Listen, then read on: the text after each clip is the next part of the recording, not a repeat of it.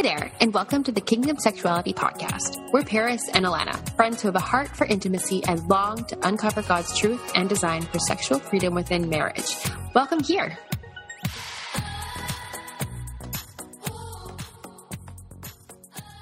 All right, so in our hot seat episode, Paris was asking me about love languages, which is great. They were great questions. So we figured it was time to actually devote an entire episode to chatting about this. So I'm excited about it. Me too. So looking it up, it was Gary Chapman who had first come up with the love languages. There's like books and there's so much on it now since then. But I'm just so glad. I'm so glad that there is this resource out there because I'm a huge fan of knowing what your personality trait is, your husband's personality trait, things like that, because I feel like it can really help you to understand each other better. Yeah, 100%. So there are, like we mentioned, like love languages. So there's 5 of them to express love emotionally. So each person has a primary love language that we must learn to speak if we want the other person to feel deeply loved. So basically we're filling up each other's love tanks. Yeah. Mm-hmm. And the 5 love languages are, if you don't know, words of affirmation, physical touch, quality time, acts of service, and gifts. So, Paris, in that hot seat, so you asked what Jeff and my love languages were, so I shared that. And in case you haven't listened to that one yet, Jeff's quality time, acts of service. So tell us about you and Neil. What are you guys? Okay, so I'm going to start with Neil. Neil has been physical touch since day one, and I'm quite positive that will never change. It is hardcore for him, like seriously hardcore. I also think, this is total side note, but I also think there's varying degrees of how much you love your love language, and Neil is like all the way extreme for his. Okay, yeah. So, like, I touch him and he's just like instantly melts, and he's just like, Paris, that was amazing. Earlier when you just put your hand on my hand, like that was my day made. And I was like, all right, I can do this thing. Was it not natural for you to do those things? It is. I think also with how I was raised, like, my whole family is super physical, especially my dad. So we were always like hugging each other, patting on the back, arms around each other's waist. Like that's how I grew up.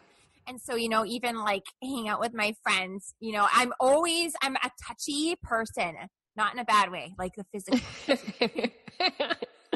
so that came really naturally for me. But where I really had to hone in on intentionally serving Neil physically is like really getting that, okay, this is not just like, I just touched you because I'm laughing so hard and we're bending over together and my arm's like on your back. It's not like that. That's like mindless, physical touch. Right. And I was like, oh gosh, like physical touch for Neil has to be very intentional. And so that was a learning curve for me because it wasn't just this unintentional habitual touch, right? Now it's all of a sudden like, oh, okay, like I'm going to hold his hand. We're walking side by side. This is going to make his day. I'm going to rub his back when we're sitting down, at church together or whatever it is, right? Like always being conscious to touch him or, just looking at him and giving him a quick kiss. Like that literally melts him. Like it does everything for him. That did not come natural for me with those kinds of things. So it's kind of like a 50-50. So I definitely had to learn with that one. And I'm not going to say that I've perfected it because there's still days where I'm like, I didn't even just kiss Neil out of the goodness of my heart today just because. Right. And that would have been amazing for him. So that's definitely something I have to continually think of and practice and put into, like servanthood to him and serving him and honoring him. So yeah, that's Neil. Neil's physical touch. I am gifts all the way. I have been since day one. Everything about gift giving just gets me like nothing else. I like even it bugs my siblings so bad at Christmas time. So we make a big deal of Christmas. Christmas, every holiday is like everything. My family is very celebratory. And so Christmas especially, right? And birthdays. But Christmas is like, I cannot wait to give everybody their gifts. And then I'm like giving everybody their gifts from other people because I just can't wait for everyone to open their gifts and be like, oh, what did you get them? Oh my gosh, look at your expression. Oh my goodness, this is everything. Like, I go so overboard because it literally makes me peak. Like, I'm just like on cloud 9. And it's always bugged my siblings. And I'm just like, this is just how it is. I don't think it's ever going to change. So, like, giving gifts is huge for me, naturally, because that's my love language. But, like, getting gifts, and it's, you know, anything from, you know, someone giving me flowers or just sitting down and being like, you know, I want to take you out for a coffee because we haven't caught up for a little while. Like, I'd love to give that to you. And create moments together. So it's not always a physical gift. It's like moments and experiences too. Actually, I want to clarify something here because I feel like this is a huge misconception, specifically around this love language. When Neil and I first found out about love languages and we were reading the book together, and they had the quiz online. If you guys didn't know that, you can look up 5 Love Languages by Dr. Gary Chapman, and you can do an actual quiz, and it's actually so fun to do together. And so mine was like gifts, like 10 out of 10. And Neil just looked at me and he was like, wait, so like when someone gives you a gift, that makes you feel loved? And I was like, yeah. And he's like, wait, so like someone always has to give something to you, otherwise you don't feel loved?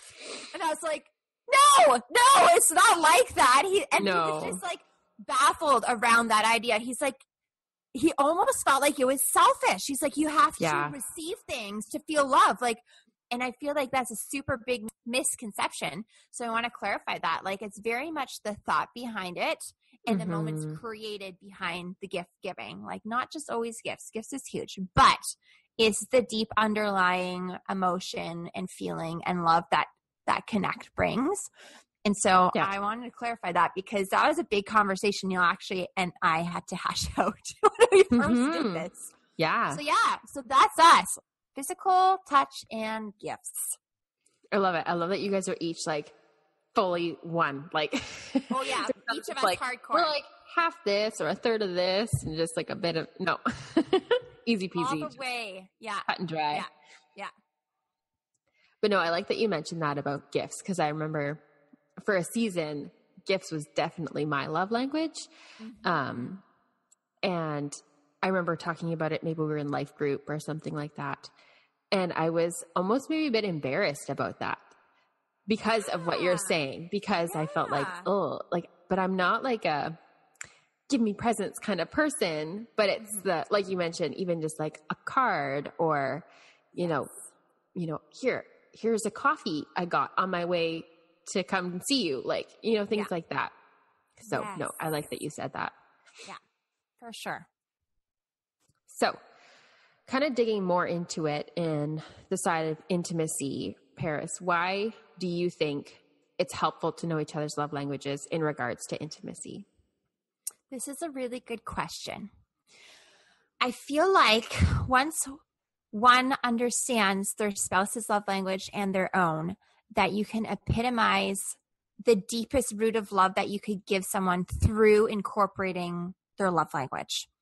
So, you know, in the instance of Neil with his being physical touch, right? You know, I can prepare him throughout the day to make him feel so deeply seen and accepted and loved and heard by just doing acts of service through massaging him or holding his hand or giving him a kiss or just holding him or coming for a hug and that kind of stuff.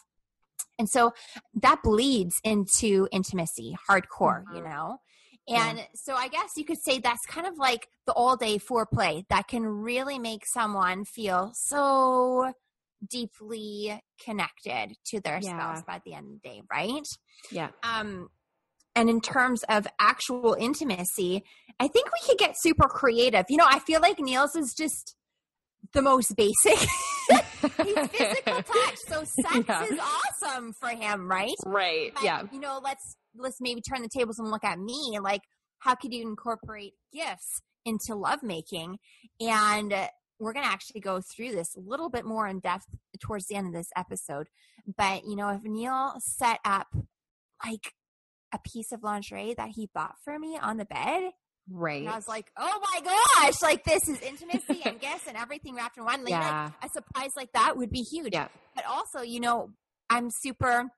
can keep it super simple too, where, maybe he lit a couple candles and he wrote a little love language, a little love note for me to find. Mm-hmm. And then that's also huge. That's gifts and time wrapped up in intimacy for me. Yeah. No, that's good. I know I remember one time just thinking about this. Jeff actually, he surprised me by, he was at school and I had come home from work, I think. And there was a dress on the bed and he had bought, and there was a note and he's like, wear this dress, get all dressed up, do your hair. Okay, crap, I gotta think about what else it said. But make sure you bring warm clothes for later. I'll come home and then we're going to go out for dinner and then do something afterwards. So then he came home and I was all ready, and then we went to the keg and had food. And then I had to dress warm because we went to a movie theater after and watched a movie. And it was just like so special. And it's that is everything. Right? And that's that's amazing. Yeah. And it's something I still think about and love and like cherish those thoughts. Like that was so special. Like there was like a beautiful note he wrote out, and it was like, that was fantastic. So yeah, amazing. So good. But something that crossed my mind though, when you were talking about how Neil's is touch, what would you do if you guys were separated, like physically in different spots for an extended amount of time? Do you know what? This is where I feel like really getting to know yourself is important, and your spouse, of course, through doing the love language quiz and reading the book, because all of us have a secondary love language, which is really helpful. So when circumstances come up where it doesn't permit you to, like in the case of physical touch being your number one, to not be able to touch each other, then I will incorporate Neil's second love language, which is words of affirmation. Right. And so I'll kind of, what I was very intentional in doing in times where we were away, or, even during courtship, he actually lived several hours south of me, so we didn't get to see each other very often. Mm-hmm. And I would tell him I would affirm him of things. I would tell him I miss holding his hand. I can't wait to hold his hand again. I can't wait to hug him again. And I incorporate both things. And that was massive for him. Mm-hmm. So if I hadn't have read though, the 5 love languages, I wouldn't have known to do that naturally. I don't think I would have thought that far ahead.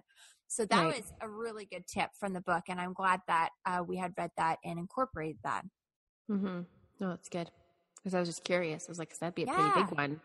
Right? If you couldn't actually be together. Yeah. Right. Exactly. So when I was doing some research and looking up things on love language, I've seen sometimes the initial purpose has gotten a bit skewed. And so it's instead of it being a way to understand your husband and what fills his tank and how you can speak his language, in a sense, it's becoming more about help me feel loved and, do what my love language is instead of serving. So I like how you've mentioned earlier when you were talking about it, you said serving him in that way. Cause I feel like that's gotta be the forefront in your mind when you're thinking about love languages. Yeah, 100%. And I love that you address this because, even me personally, I could find myself very easily start thinking of all the things Neil could do for me and get hooked on it and then get hit by it if he doesn't magically read my mind and do it. You know what I'm saying? Yeah. Yeah. So it really is important for us to set the focus back to, okay, I'm putting on Christ here and I'm serving out of love and I'm aspiring to be who Christ is to me, and making me feel loved by X, Y, and Z, whatever it is that your love language is. So I think it's such an honor for us to look at it this way. It's so special that we literally hold the key to the lock of our lover And we can use that key, which is their love language, to open their hearts and to bless them and to serve them and make them feel deeply loved like nobody else can, right? Yeah. So yeah, it is really our honor, and duty to see our spouse, to serve them through their love language. And I think we would all be surprised to see how much it actually blesses us in return, which is a really fun part, right? Yes, I was going to say that. So to clarify that, we really want to epitomize, in this episode here, that this is about purposing to love your man through his God-given love language, but also for you to understand yours. And then you can open up this conversation with your husband so you can each start loving on each other in a way that truly speaks to the both of you.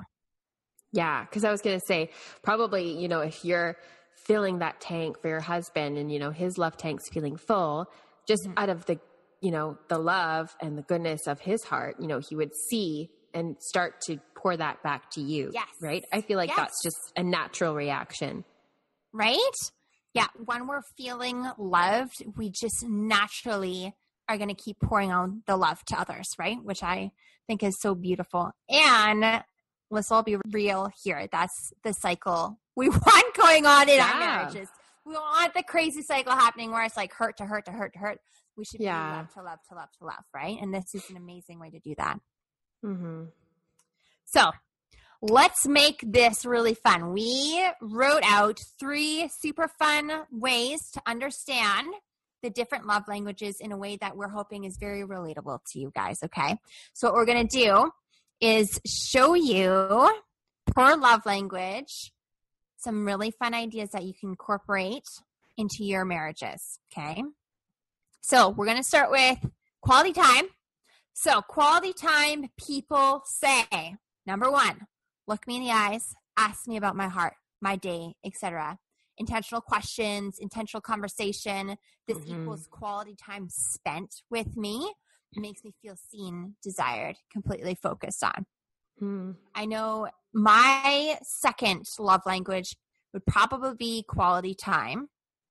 Right. Because I feel like that's such a big thing for me as a gifts person. It's also like, oh my gosh, you thought of me. You poured this time into me, right? Right. I feel like you can closely correlate the two. Yeah. Yeah. Gifts gifts is almost like gifts in time. Like it almost can be the same thing in a sense. I know. Yeah, it totally could. Okay, number 2, make special time just for me. This could be an all-out weekend trip centered around connection or a date night and doing some of my favorite things. And number 3, I want to know you desire to spend time with me. Please share that with me. Show it to me and take action on this for me because it truly means the world to me. And then we want to add in a bonus. So our bonuses include how you can incorporate love languages to love making time together. So when we feel heard and seen and time set aside just for us, we want to make love. Go all out for your quality time spouse, doing what makes them feel loved the most. Maybe it's a dinner date or their favorite snack and a movie, a great conversation. The point is, this really just sets the tone for a night of great lovemaking. So physical touch, people say. Number 1, touch me with meaning.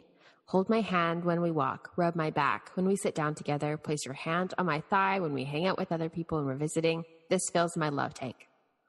Number 2, massage me. This pours time and touch into me and I love it. I feel like this one also can be like lumped into the bonus one. Because that one I know, right?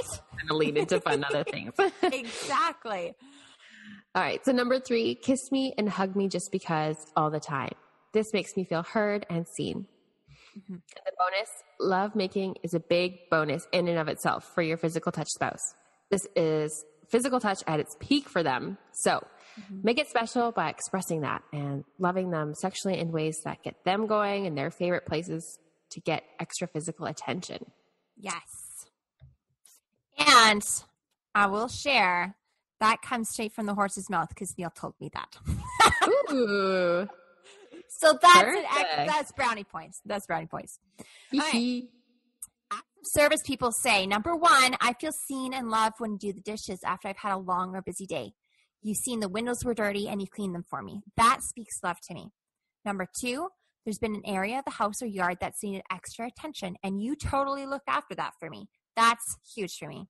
Or number 3, you knew I wanted a garden plot and you made it for me so I can plant a garden. Like, major brownie points there. So you guys can see it's the thought and the action of doing something for someone. I feel like this is a very huge love language, especially for us as moms, especially when we have little teeny tiny ones. You know, it's not uncommon for our love languages to change as we go through different seasons of life. So don't ever feel like, oh my gosh, is there something wrong with me because I was this and now I'm this? Yeah. That is actually totally a thing. I think, Alana, you can speak to this a bit because you shared with us about chore play. we want to hear about that. Yeah. That's your bonus for tonight, guys. Yeah.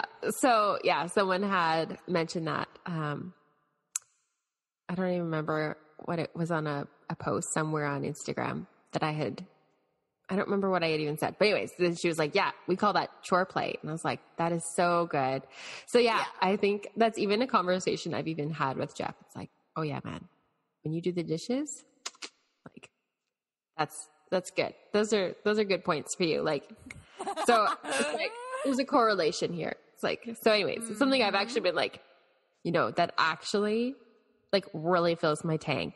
Like, so it's actually important. And so I feel like that's just a really good conversation to even just blatantly be like, hey, when you clean up around the house, that actually really turns me on. So yeah, seriously, do that.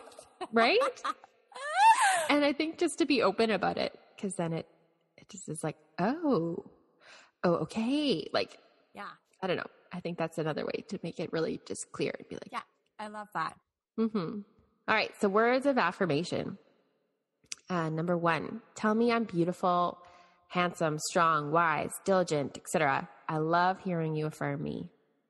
Number 2, after I've accomplished or even failed at something, tell me you're proud of me and my effort, my heart. This makes my day. Number 3, compliment me often. Brownie points when you talk highly of me in front of others. That's a great one. Your encouragement makes me feel deeply loved. Bonus, write me love letters. Affirm me of my body, my sexuality, and us. Super. That's super sexy. That is. That's a good one. It is. It totally is. I think no matter who you are, that would be super sexy. Right? Like, because I mean, you're not going to get any more intimate than someone telling, like your spouse telling you or writing you a letter on those things. So yeah, just do it. Just do it regardless. Those are special moments. Yeah. Get your husband to listen and then tell him to do it. Right? Listen to this part right here.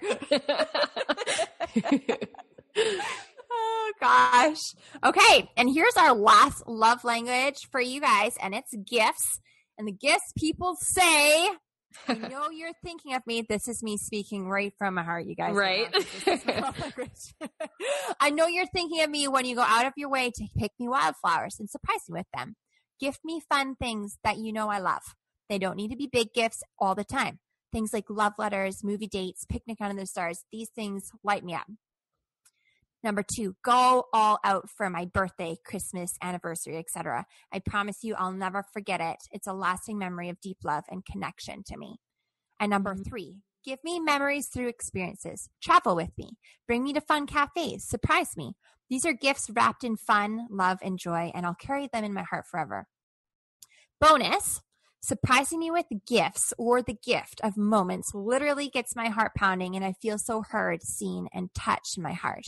Doing things specifically for me is a gift in and of itself. Gift me a romantic night, like candles and chocolate and fresh bed seats and a good book. Set the tone, and lovemaking is sure to come. When you say like fresh bed sheets, that's like, oh, that sounds so nice. It's like, yeah. Oh, wash the sheets and put them back on the bed. That's like the acts of service part of me. That's chore play right there. We stuck that one in. Yeah. Oh, that's good. I love it. Okay, so ladies, we're going to end this off with a challenge, okay? So over the next week, we want to see some action taken on this very important thing that you can incorporate in your marriage together, which is love languages. So we want to challenge you guys to snap a picture or a boomerang and whatever your thing is, and post it on Instagram of you doing something simple but intentional for your man that encompasses his love language to bless him. And then tag us at Kingdom Sexuality so we can see that. Yeah. We can't wait to hear about it. And with this, it's important to spread the word to others. Caring is sharing. Or did I say that backwards? Sharing is caring. Either way, it works. I'm thinking out loud. But you know what I'm saying? Share this with others. It brings awareness, and it's a super empowering, impactful tool that we can use within our marriages. Hey friends, thank you so much for hanging out with us as we dive deeper into meaningful, godly intimacy, tackle the hard questions, and embrace truth while we're at it. We're also on Instagram at Kingdom Sexuality. You'll find our Instagram handle below in the show notes, where you'll also see any other resource links we may have mentioned in today's episode. As always, our hearts are to cultivate deep community and freedom with you guys, and we cannot wait to continue this journey alongside you. We'll see you in the next episode.